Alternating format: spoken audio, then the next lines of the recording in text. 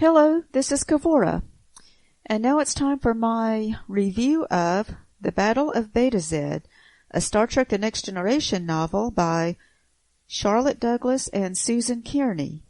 On the back cover it says,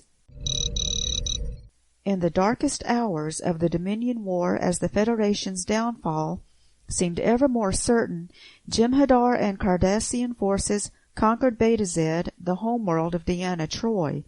Their victory sent shock waves through the Alpha Quadrant and put the Dominion within striking distance of Vulcan, Andor, Tellar, and possibly Earth itself.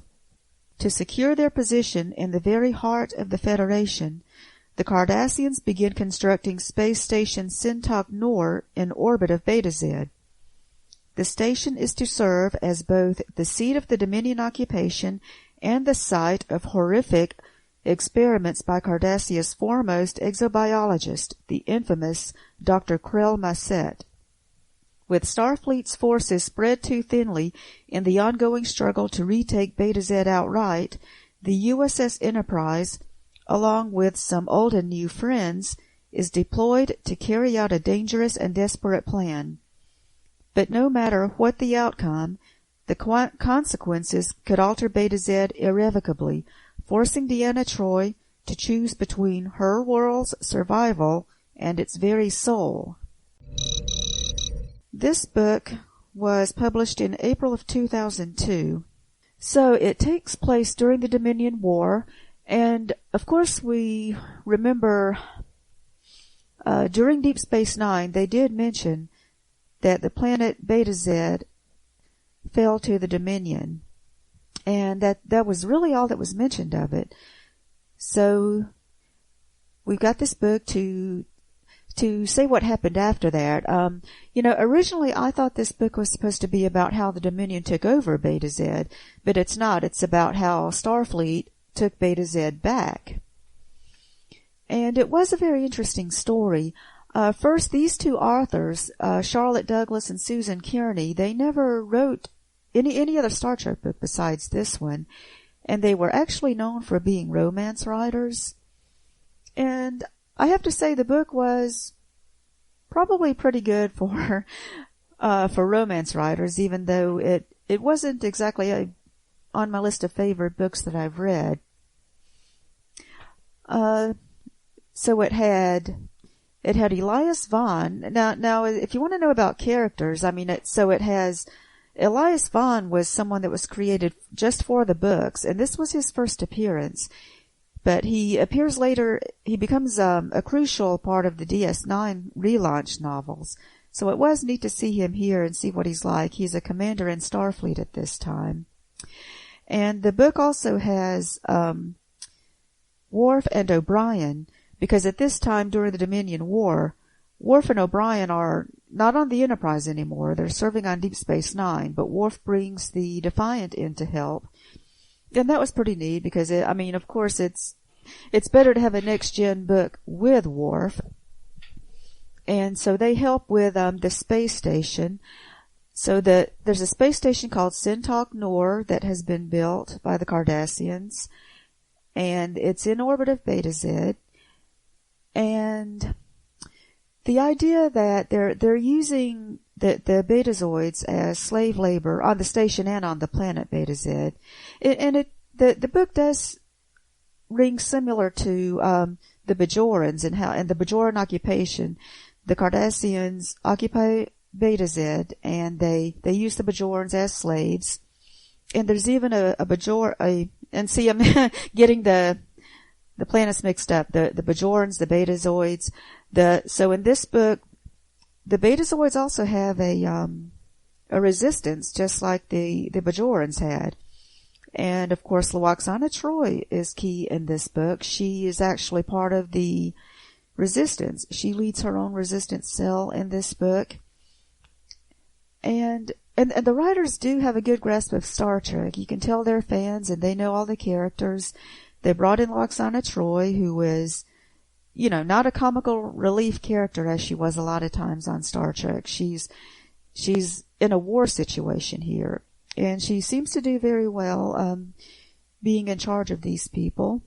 And Deanna Troi is, she gets her part in this too, because, of course this is her home planet, and there is a flashback of her when she first finished her psychology school to be a counselor. And this flashback it's before she joined Starfleet, but her first assignment as an intern was to go to one of the neighboring planets where they have a Betazoid prison. And there's this prisoner named Hint Tevrin. He's a Betazoid who taught himself how to kill with his mind.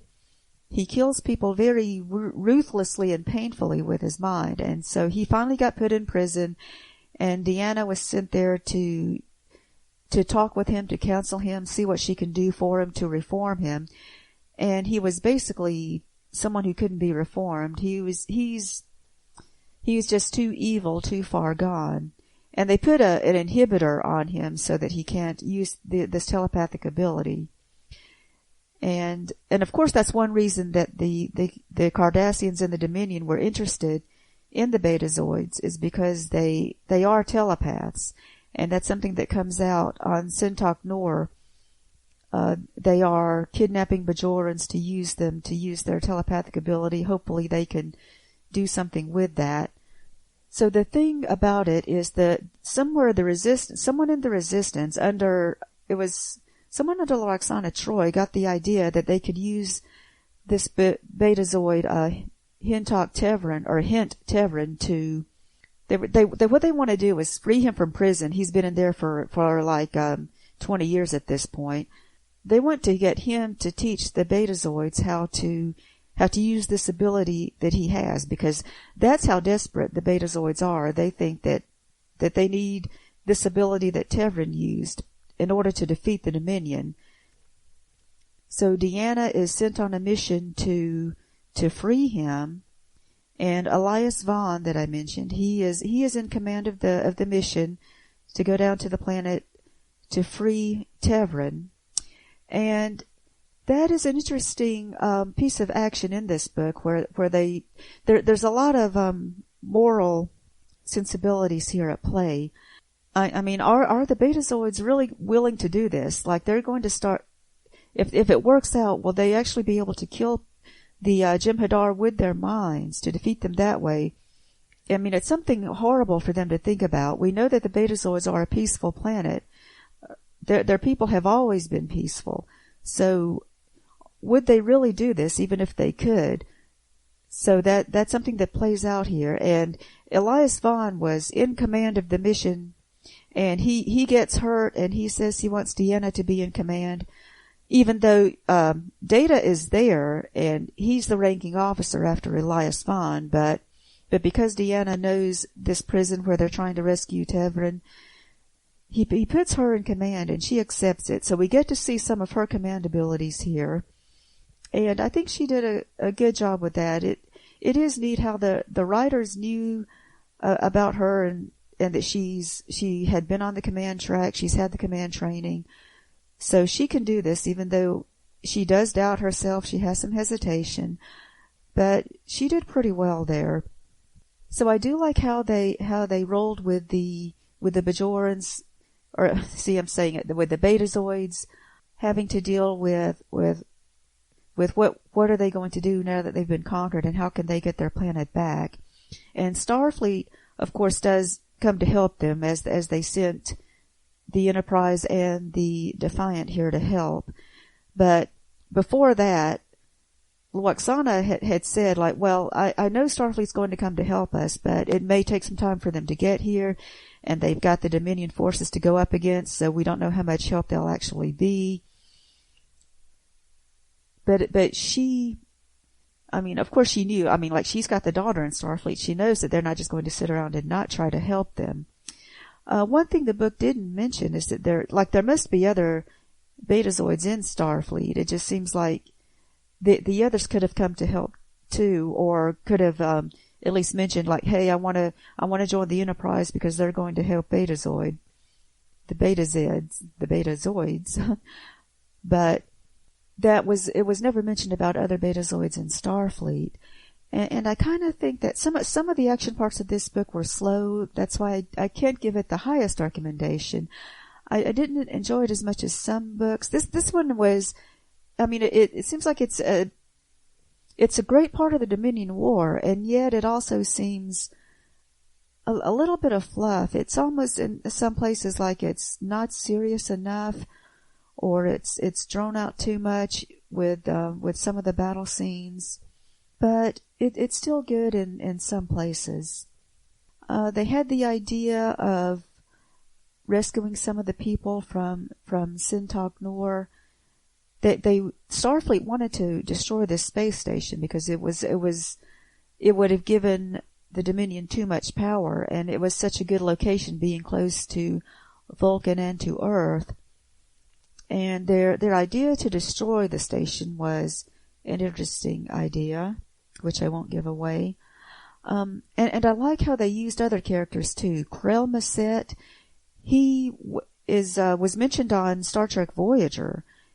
He was a Cardassian that had done some experiments on the Bajorans in the past, and you could see that it was like the Germans and Jews doing experiments that were really harsh to other people. And the story also had Gul Lamek. He was the one in charge of the Cardassians on Betazed and on the station. Gul Lamek was from the TNG episode Chain of Command, the one that had to speak to Captain Jellicoe. So it is great to see all these characters that we know from other Star Trek incarnations. And I like the way Riker was in giving his support to Deanna, because he cares about her a lot. And this was before they got married. But she's having a lot of problems in her quarters, and she has these dreams, these nightmares, and she's just so worried about her planet, and Riker comes there to comfort her. And it's a good scene between the two of them, showing how much he loves her and cares about her, and he's willing to do anything for her. So overall, I would say the book was good, but not great. But if you like to read, other extenuating stories about the Dominion War, and something where Deanna Troi was a central character, you would probably be interested. Thanks for listening. Make sure you hit that subscribe button and join our Facebook group. Live long, and may the Force be with you. Nanu Nanu.